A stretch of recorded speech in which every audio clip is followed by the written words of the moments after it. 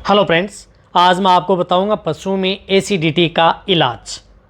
यदि आपके पशु में जब एसिडिटी बन जाती है, एसिड यदि आपके पशु में रूमन के अंदर जब बन जाता है, तो इसके लिए आपको कौन सी दवा का प्रयोग आप अपने पशुओं में करवाना चाहिए, जो बिना इंजेक्शन के द्वारा भी आप अपने पशुओं को ठीक कर सकते हैं, उसके बारे में आज आपको डिटेल से बताया जाएगा। तो वीडियो को आप स्किप करके मत देखना, वीडियो को पूरी देखना। वीडियो पूरी देख लेंगे, आज आपको पूरा प्रॉपर नॉलेज मिल जाएगा।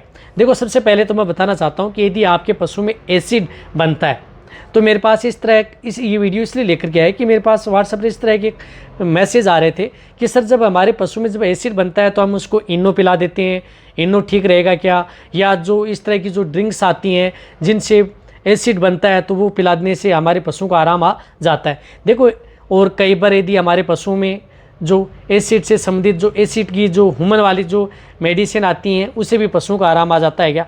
एक और बताना चाहता हूँ कि एक तो रूमन और जो ह्यूमन कैटेगरी का जो मेडिसिन और जो एनिमल कैटेगरी जो जुगाली करने वाले पशु हैं, उनमें रूमन का भाग अलग अलग होता है। रूमन जैसे जुगाली करने वाले पशु हैं, गाय भैंस, इसमें रूमन के जो 4 भाग होते हैं, उसके अंतर्गत जो आप यदि जो बता रहे हैं, जो एसिडिटी वाली जो दवा है या जो इनो है, इससे कोई आराम आने वाला नहीं है यदि आप अपने पशुओं को देंगे। तो ये आपका दिमाग का एक भ्रम है। यदि आप इस तरह की दवा यदि प्रयोग में लेते हैं, तो आपके पशु कभी भी ठीक नहीं हो पाएंगे, क्योंकि रूमन का पशुओं की जो पेट का भाग है या रूमन है, वो अलग होता है, मनुष्य का अलग होता है, बहुत ज़्यादा अंतर है।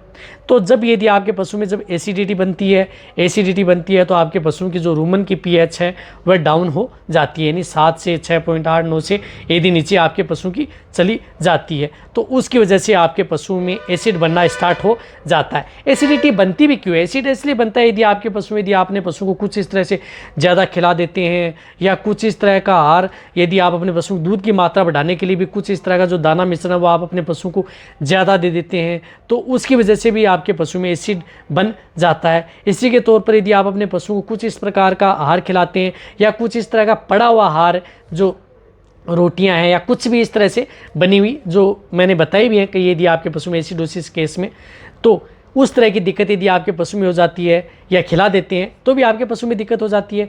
या कई दिनों से यदि आप अपने घर पर जो रोटियां रखते हैं, वह यदि आप अपने पशु को खिला देते हैं, तो उसकी वजह से भी आपके पशु में एसिड बन जाता है। या कुछ इस तरह की दवाइयाँ यदि आप अपने पशु को दे देते हैं, तो उसकी वजह से भी आपके पशु में रूमन के अंदर एसिड, पेट के अंदर एसिड बनना स्टार्ट हो जाता है। कई बार रूमन की पीएच है वह आपके पशु की डाउन हो जाती है।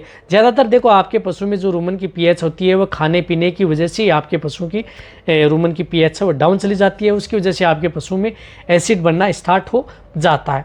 देखो, एसिड बनने से आपके पशु में क्या दिक्कत हो जाती है, और आपके पशु में गैस बनने के बजाय आपके पशु में रूमन में क्या होता है, पेट में पानी बनना स्टार्ट हो जाता है। जैसे गैस बनती है, उसके साथ साथ पेट में पानी बनना स्टार्ट हो जाता है। पानी बनना जब स्टार्ट हो जाता है, तो आपके पशुओं के लिए खतरा हो जाता है।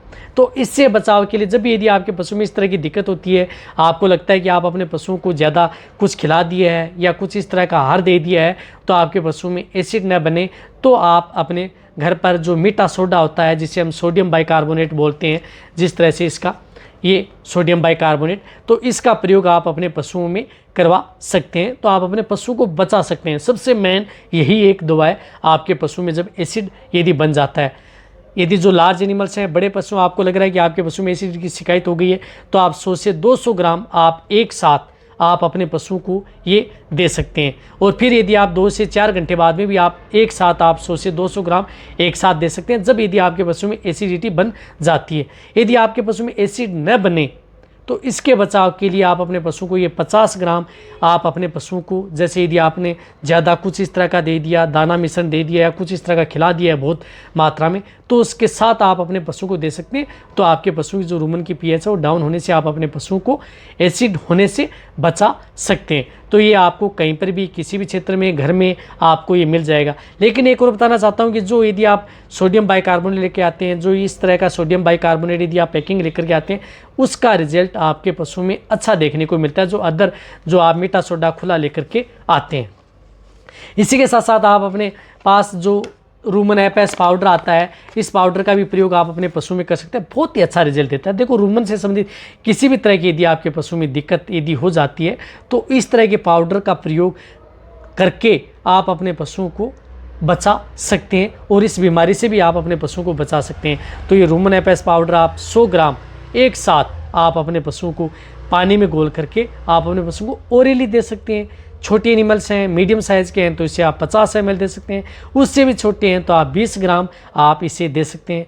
और सुबह और शाम दोनों समय आप इसका प्रयोग आप अपने पशुओं में करवा सकते हैं। यदि आपके पशु में लगे कि इस तरह की यदि दिक्कत हो गई है तो आप जो ये पाउडर है इसका भी प्रयोग कर सकते हैं। यदि आप अपने पशु को जैसे पाउडर यदि आप घोल करके नहीं दे सकते कि हम देना चाहते हैं, अपने पशुओं को लिक्विड देना चाहते हैं तो लिक्विड का भी प्रयोग कर सकते हैं। तो लिक्विड के ऑप्शन पर आप देखो जिस प्रकार से लग्जाबलक आती है मेन काइंड की, तो इसका भी प्रयोग आप अपने पशु में जैसे रूमन से संबंधित किसी प्रकार की दिक्कत है, एसिडोसिस है, एसिड बन गया है बॉडी के अंतर्गत, तो आप इसका प्रयोग कर सकते हैं। लार्ज एनिमल्स हैं, बड़े पशु हैं, इन्हें आप 150 से 200 ml एक साथ, कई ऐसे पशु होते हैं जो पाउडर लेने में दिक्कत करते हैं, डायरेक्ट यदि आप लिक्विड देना चाहते हैं तो लिक्विड का भी प्रयोग कर सकते हैं। इनमें भी इन जो तीनों दवा है, इन तीनों दवाओं में से आप 2 दवा का प्रयोग करना है। एक तो आपको सोडियम बाइकार्बोनेट का आपको प्रयोग करना ही करना है, एक जो आपको जो रूमन एपेस पाउडर है इसका प्रयोग, ये तो 2 का तो आपको प्रयोग करना ही करना है। रही बात यदि आपके पशु में आपको लगे कि आपके पशु में थोड़ी दिक्कत ज़्यादा हो गई है तो आप इस लिक्विड का प्रयोग भी आप एक समय कर सकते हैं। यानी सुबह और शाम आप अपने पशुओं को ये पाउडर का प्रयोग कर सकते हैं। दोपहर में आप जो ये लिक्विड आता है, लग्जाबलक आती है, जो बहुत ऐसे लिक्विड आते हैं, लेकिन ये लग्जाबलक इसलिए बताइए कि आपको कहीं पर भी किसी भी क्षेत्र में आपको ये दवा है वो आपको मिल जाएगी। जो ये पाउडर बताएं वो भी आपको किसी भी क्षेत्र में जो तीनों पाउडर हैं आपको मिल जाएंगे। ऐसे नहीं है कि हमारे यहाँ पर ये दवा नहीं मिलती, ये जो मेडिसिन या पाउडर नहीं मिलते। इसकी सुविधा के तौर पर मैंने ये तीनों बताएं ताकि जो जितने भी जो पशुपालक हैं या डेयरी फार्मर हैं जो इस वीडियो को देख रहे हैं ताकि उनको सुविधा हो जाए। क्योंकि मेरे पास इस तरह के बहुत ऐसे कमेंट्स आते हैं कि मैं कई जो मेडिसिन बताता हूँ कि हमारी तरफ ये मेडिसिन नहीं मिल पाती है, हम क्या करें। तो उनका समाधान भी आपको आने वाले समय में मिल जाएगा। यदि आपको कोई भी दवा यदि उपलब्ध नहीं होगी तो वह दवा हम आपको ऑनलाइन उपलब्ध कराने की कोशिश करेंगे, क्योंकि बहुत इस तरह की अच्छी अच्छी मेडिसिन होती हैं जो कई ऐसे क्षेत्र हैं जहाँ पर उनको मिल नहीं पाती हैं। और उन दवा के बिना जो कई ऐसे रोग होते हैं उनमें पशुओं में उतना अच्छा रिजल्ट उन पशुओं में उन दवा के बिना मिल भी नहीं पाता है। तो वह भी सोच रहे हैं आपके लिए ज़रूर उन जो समस्या है उनका समाधान ज़रूर करेंगे। देखो ये इस तरह का जो यदि आपके पशु प्रेग्नेंट है तो भी ले सकते हैं, दुधारू पशु हैं तो भी ले सकते हैं। इन जो 2 मैंने दवा बताई है इनका किसी भी तरह का कोई भी साइड इफेक्ट आपके पशु में देखने को नहीं मिलेगा। यदि आप अपने स्वस्थ पशु को भी दे देते हैं, थोड़ी दिक्कत यदि आपके पशु में लग रही है, जुगाली कम है, खाना पीना कम कर दिया, तो भी आप इस दवा का प्रयोग कर सकते हैं, तो भी आप अपने पशु को अन्य बीमारियां होने से बचा सकते हैं। वीडियो अच्छी लगी नीचे जाके कमेंट में लिखें और मेरे नए चैनल हैं उनको आप सब्सक्राइब कर लें, उनका लिंक डिस्क्रिप्शन में दिया गया है। और मेरी वीडियो को जितना हो सकता है पशुपालक वेटरनरी है उनके साथ आप शेयर कर दें। इसी तरह से वीडियो देखते रहें, इसी तरह से आप मेरे को प्यार देते रहें। थैंक्स, धन्यवाद।